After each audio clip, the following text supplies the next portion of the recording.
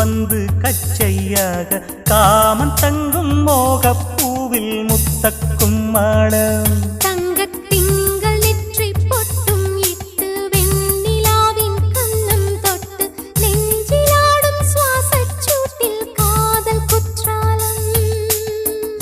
தேன் தெளிக்கும் தென்றலாய் நின்னருகில் வந்து நான் சேலை நதி ஓரமாய் நீந்தி விளையாடவா நாளும் மின்னல் கொஞ்சம் தாழம் பூவை சொல்லி ஆசை கேணிக்குள்ளே ஆடும் மீன்கள் துள்ளி கட்டிலும் கால்வலி கொள்ளாதோ கைகளை கீறியதோ செம்பூவே